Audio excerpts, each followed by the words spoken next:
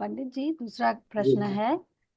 मंदिरों में लिखा रहता है कि फल के परिणामों का लगता है तो आ, फल तो परिणामों का लगता है, तो फिर इसमें अभिप्राय का क्या रोल रहता है? इन दोनों में क्या संबंध है? क्या ऐसा है कि पहले अभिप्राय आया और फिर परिणाम हुए? ठीक। बहुत अच्छी जिज्ञासा है लक्ष्मी जी। देखिए, बात ऐसी है, तीन बातें हैं: क्रिया, परिणाम और अभिप्राय। क्रिया ये परद्रव्यों के साथ केवल निमित्त नैमित्तिक संबंध की परिस्थिति को बताने के लिए है, क्रिया मात्र। परिणाम जो है वो पराश्रित, परलक्षी, राग द्वेष आदि परिणाम की बात है। मोह राग द्वेष प्रशस्त हो अप्रशस्त हो, कि जिस किसी भी प्रकार के हो, परिणाम जिसे हम शुभ भाव अशुभ भाव कहते हैं। अभिप्राय जो है वो बिल्कुल विशुद्ध श्रद्धा की बात है। वो श्रद्धा के स्तर पर ही काम करता है, बल्कि श्रद्धा का जो लेवल है, श्रद्धा का जो टेम्परामेंट है, उसे अभिप्राय कहते हैं। अभिप्राय को हम सरल शब्दों में देखें तो इरादा कहेंगे। अभिप्राय को हम कहेंगे कि वो अंदर की वासना। ध्यान से सुनना इस बात को, बहुत बहुत में गंभीर शब्द का प्रयोग मैंने किया। ये पूज्य गुरुदेव श्री के प्रवचन में आता है। हजी तो आ जीव ने आत्मा ने समझवानी वासना पण न थई, ऐसा बोलते हैं गुरुदेव श्री। वासना मतलब वो खोटे अर्थ में नहीं लेना। वासना मतलब वो ऐसी वृत्ति, वो श्रद्धा का वह लेवल,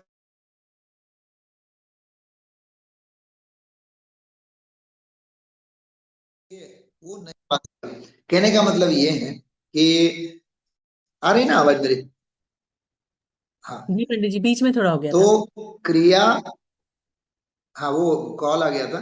क्रिया, परिणाम और अभिप्राय। आप लोगों ने छोटे दादा डॉक्टर साहब के व्याख्यानों में सुना हो तो एक बहुत सुंदर बात कहा करते थे: क्रिया का फल बिल्कुल 0%। फिर बोलते थे परिणामों का फल 1% और अभिप्राय का फल 100%, सॉरी 99%। तो 99% जो है ना दारोमदार, वो सारी जिम्मेदारी केवल और केवल श्रद्धा, क्योंकि श्रद्धा के वशीभूत होकर के ही सारे परिणाम होते हैं। तो जैसे जो चित्रा जी ने एक बहुत सुंदर बात जिज्ञासा पूछी है कि पहले अभिप्राय है कि पहले परिणाम है। असल में बात ऐसी है, आप लोगों ने यदि बालबोध में कषाय नाम का पाठ पढ़ा हो, उसमें लिखा है, मोक्षों प्रकाशक का प्रकरण है वो, कि कषाय क्यों उत्पन्न होती हैं और इनके अभाव करने का क्या उपाय है। मालूम उसमें जवाब क्या लिया है? कि जब तक परद्रव्य इष्टानिष्ट प्रतिभासित होते हैं, तब तक मोह राग देशादि कषायों की उत्पत्ति होती है। और जब परद्रव्य इष्टानिष्ट प्रतिभासित नहीं होते हैं, तो मोह राग देशादि कषायों की उत्पत्ति नहीं होती। चित्रा जी, आपकी जिज्ञासा, आप सबकी जिज्ञासा टोडरमल जी साहब के इस डायलॉग में छुपा हुआ है। पहले अभिप्राय है कि पहले परिणाम है? तो जब तक परद्रव्य इष्टानिष्ट प्रतिभासित तो होते हैं, तो इष्ट और अनिष्ट का प्रतिभास होना ये अभिप्राय है, ये श्रद्धा का लेवल है। और उसके साइड इफेक्ट में मोह राग द्वेषादि कषाय होते हैं, वे परिणाम है। तो असल में स्पष्ट हो गया। सबसे पहले तो पलोटी मार करके बैठी हुई है श्रद्धा। मतलब सारा साम्राज्य जो है वो सबका अभिप्राय का है। अभिप्राय के धरातल पर परिणाम उछलते हैं और महल खड़ा करते हैं। बात समझ में आ रही है? ये समझाने के लिए। तो असल में श्रद्धा के लेवल पे ही, अभिप्राय के लेवल पे ही हमें, जैसे मैं आपको पूछूं चित्रा जी, आप अपने अपने बच्चे को समझ लीजिए, डांटती हैं, थपड़ती हैं, गुस्सा करती हैं। हमारे निहित जी को लगेगा ये कैसी माँ है, बच्चे को कितना डांट रही है, कितना मार रही है, वो समझ नहीं रहा है। निहित जी को परिणाम दिख रहे हैं, अभिप्राय नहीं दिख रहा है। क्यों? क्योंकि चर्म चक्षु से परिणामों के अनुसार क्रिया ही मात्र दिखेगी। अभिप्राय तो किसी के ज्ञान का कहीं बनता ही नहीं है। अभिप्राय तो केवल दो ही लोग जानते हैं तनु जी, या तो केवली जानते हैं या तो चित्रा जी जानती। अभिप्राय, बच्चे को डांटने के पीछे माँ का केवल और केवल इरादा उसको स्वस्थ रखना है, उसको बिना खाए सुलाना ही नहीं है, बिना पढ़ाई के बिना होमवर्क कंप्लीट किए सुलाना ही नहीं है। अच्छा, दूसरी बात बहुत सुंदर आपने कही कि मंदिरों में लिखा रहता है। मंदिरों में तो ये भी लिखा रहता है, रविंद्र भाई पंडित जी का एक बहुत बढ़िया वाक्य है, निहित जी, याद रखने लायक है। न जाने पंच कल्याणकों में पाषाण देखते देखते प्रतिमा बन जाती है। क्या कहा? पाषाण देखते देखते प्रतिमा बन जाती है 5 दिन के पंच कल्याणकों में।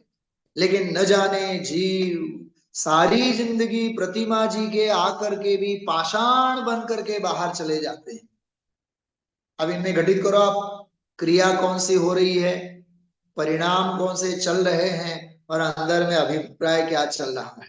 इसलिए क्रियाओं से कुछ नहीं है, परिणामों से जो भी है वो स्वर्ग नरक आदि गतियों का बंधन। बाकी दो जीव को गति से गत्यंतर ले जाएगा या गति से पंचम गति तक ले जाएगा, वो केवल और केवल अभिप्राय, अभिप्राय और अभिप्राय। क्रियाएं जो अपनी होती हैं चित्रा जी, वो सब उदयाधीन होती हैं। ये बहुत मार्मिक स्टेटमेंट याद रखना। जितनी जो भी क्रियाएं होती हैं सब उदयाधीन हैं। जैसे आप लोग अभी सुबह सुबह 8 बजे से लेकर के तत्व चर्चा, तत्वाभ्यास इसके लिए बैठे हैं, इसके पीछे उदय काम कर रहे हैं। उदय के अनुसार हमारे परिणाम काम कर रहे हैं, और अथवा यूं कहें हमारे परिणाम के अनुसार उदय काम कर रहे हैं। उदय के अनुसार परिणाम नहीं होते हैं, परिणाम के अनुसार उदय कहलाए जाते हैं। मैं आपसे पूछता हूं, मैं आपके घर आऊं, आप मुझे 4 कटोरी भर करके खीर देती हैं। अब मेरी ताकत तो 1 कटोरी खाने की है। पहले तो बताइए निहित जी, मेरा पाप का उदय है कि पुण्य का उदय? आप कहेंगे पंडित साहब 4 कटोरी आपको खीर खाने मिली तो आपका कितना पुण्य का उदय, लेकिन मेरा अंतरात्मा कह रहा है मैं तो 1 ही कटोरी खा सकता हूं, तो बाकी 3 कटोरी का टेंशन जेब में डाल के तो जा नहीं सकता हूँ, बहन से मैं मना भी नहीं कर सकता हूँ, तो जबरदस्ती मुझे वो खाना पड़े। याद रखना तनु जी, जिस उदय को जबरदस्ती भोगना पड़े वो पाप का उदय कहलाता है। वाह, क्या गजब का सिद्धांत है। जिस उदय को, अरे पैसा, संपत्ति, सत्ता, जिनको हम जबरदस्ती भोगना नहीं चाहते, हमें चाहिए नहीं, फिर भी भोगना पड़ रहा है, अरे ये पाप का उदय, इसको बोलते हैं पापानुबंधी पुण्य का उदय है। इसलिए तीर्थंकरों का भी पुण्य का उदय होता है, चक्रवर्तियों का भी पुण्य का उदय होता है, लेकिन वे पुण्य को भोगते नहीं है, पुण्य के ज्ञाता रहते।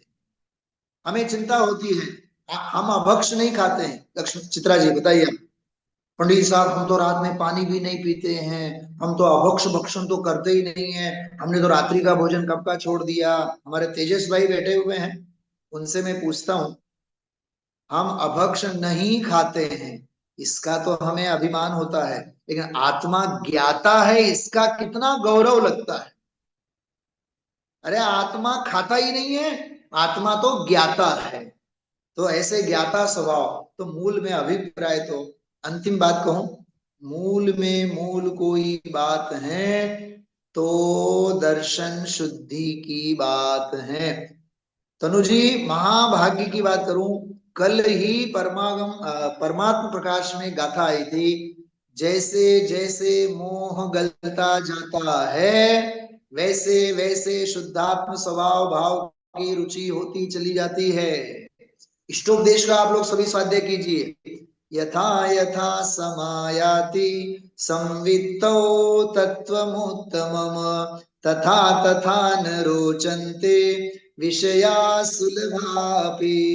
अरे जैसे जैसे अपनी अनुभूति में, अपनी श्रद्धा में श्रद्धेय स्वभाव समाता चला जाता है, वैसे वैसे बाहर के रुचिकर विषय भी जीव को रुचते नहीं है, वो अपने आप बाह्य के परिणामों से छूटता चला जाता है, स्वभाव में समाता चला जाता है। इसके बाद एक और गाथा लिखिए, यथा यथा न रोचन विषया सुलभापि, जैसे जैसे बाहर के विषय रुचते नहीं है, तथा तथा समायाति संवित्तो तत्वमुत्तमम्, वैसे वैसे इसकी अनुभूति में, इसकी श्रद्धा में, इसकी दर्शन विशुद्धि में भगवान आत्मा समाता चला जाता है। तो बाह्य शुद्धि, अंतरंग शुद्धि, अंतरंग शुद्धि, बाह्य शुद्धि, परिणाम शुद्धि, भाव विशुद्धि, भाव शुद्धि, परिणाम विशुद्धि। अरे फिर अपने आप तो क्रियाएं अपनी मुनि जैसे हो जाएगी, किसी को कहने की आवश्यकता नहीं है कि मुनि को ना अंगीकार करो। डॉक्टर साहब का आप लोगों ने शायद सुना होगा, छोटे दादा का, निहित जी, अंत अंत में उन्होंने एक बार बात कही थी शास्त्रीय विद्वानों को। मालूम क्या कहा था? तुम भारी बनना चाहते हो ना, तो ट्रेन के डिब्बे में तुम बैठे हो, तो तुम्हारी बैठक देख करके सामने वाले को लगना चाहिए ये कोई महापुरुष बैठा हुआ है।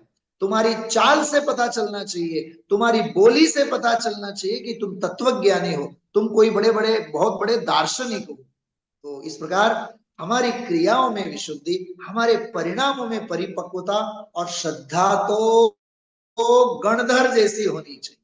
क्या कहा मैंने? श्रद्धा तो हमारी गणधर जैसी होनी चाहिए, ऐसा अपना जीवन हो। जी चित्रा जी, समाधान हुआ होगा? बहुत सुंदर पंडित जी। तो एक मिनट, उसमें प्रतिक्रिया और प्रतिक्रिया सबसे हमारा मतलब सोल्यूशन निकल जाता है कि हमें रखनी चाहिए कि नहीं किसी के प्रति। जी जी। मेघा जी को कुछ पूछना है। मेघा जी पूछिए, मैंने आपको अनम्यूट कर दिया है।